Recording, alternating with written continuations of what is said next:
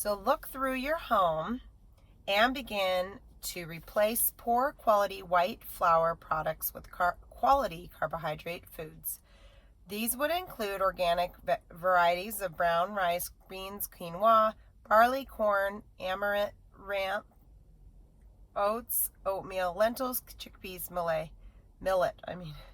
Grains and beans are best when pre-soaked before cooking. Organic and or fresh made pasta, sourdough or sprouted breads, or fresh whole grain breads, rye crackers, crackers free of hydrogenated oils, organic chips, corn, potato, and rice chips without oil or made with olive oil, organic vegetables including squash, sweet potato, yam, root vegetables, potato, organic fruit with variety as the key. If you're looking to cut down on carbohydrates, your focus should be on the refined, mass-produced kind, and it's a great idea to consider limiting the amount of gluten in your diet, which is primarily found in any product containing wheat. Vegetables are fine. High-starch vegetables are also fine. Just go easy on them.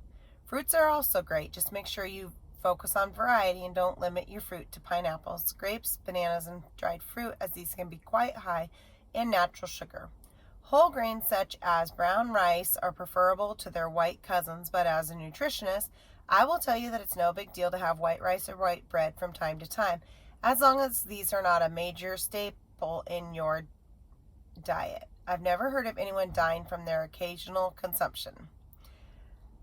Poor quality dairy means mass-produced, non-organic, hormone-containing cheese, milk, yogurt, cream cheese, cottage cheese flavored milks, and snack foods with cheese byproducts.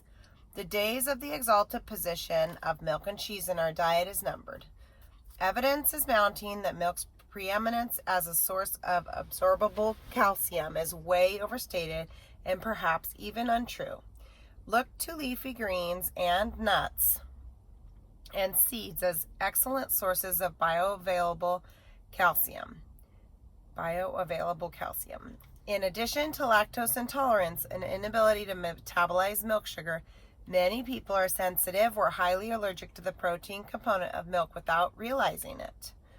When the protein in milk undergoes high temperature heating, as it does in pasteurization, the complex milk protein molecule casein is radically altered, which can render it cytotoxic and neurotoxic. If you experience any combination of chronic sinus complaints, nasal or lung congestion, postnasal drip,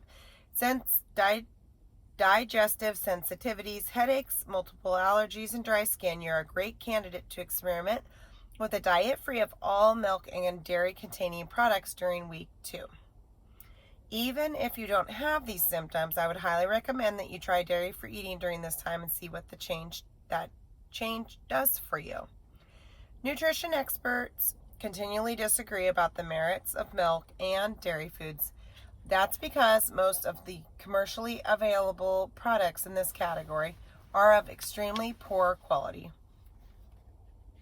In general, I suggest you keep dairy foods to a minimum. When you do use dairy products, replace mass-produced, poor-quality varieties with the following. Milk, raw, organic, and unpasteurized is best. Locally produced with no hormones is a plus. Cheese, organic or high-quality locally produced, or imported varieties made from raw and unpasteurized milk. Yogurt, full-fat, organic, and locally produced when possible. Cottage cheese, full-fat, organic, and fresh is best. Butter, local varieties, organic, raw milk, and European imports are generally the highest quality.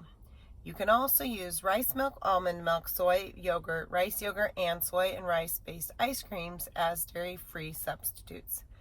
Poor quality meat refers to all fast food meats, such processed meats such as packaged cold cuts and commercially processed or produced hot dogs, meats and frozen prepared foods, any fresh or frozen meat that isn't free range, hormone free and fed real food, any meat produced from animals that are not raised and slaughtered with care and humanity. As best as you can, replace these poor quality meats with any chicken, turkey, beef, pork, lamb, or other meat or poultry that's labeled free range, organic, grass fed, or hormone free.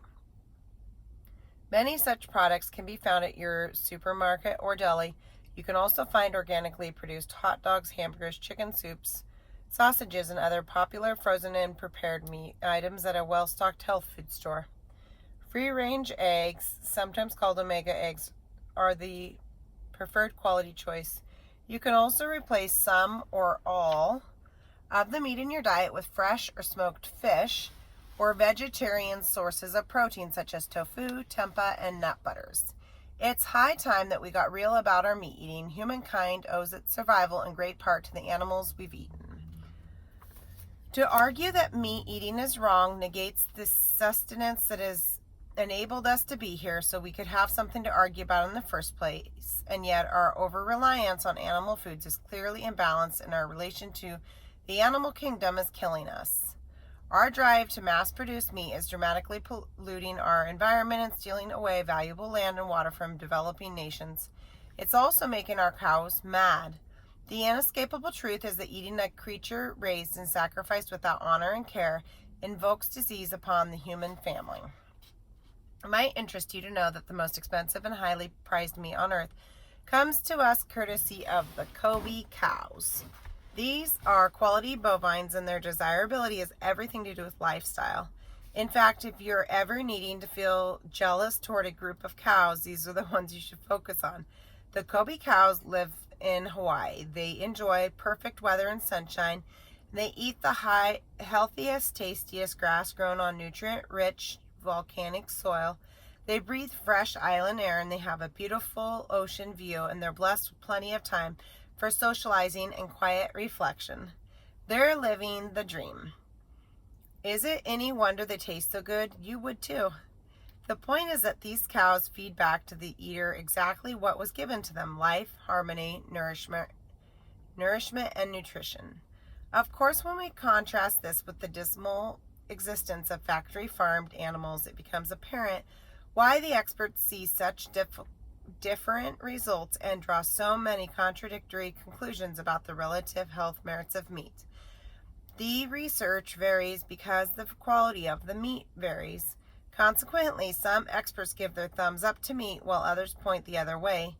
To me, the most compelling research shows that countries with a high per capita consumption of commercial meat products coupled with excessive refined carbohydrates, hydrogenated fats, and poor quality vegetable oils show the highest meat-associated cancer rates, whereas in traditional societies with no sugar, white flour products, or poor quality oils, but with high quality meats, no association between cancer and meat eating exists. Can you see the implications?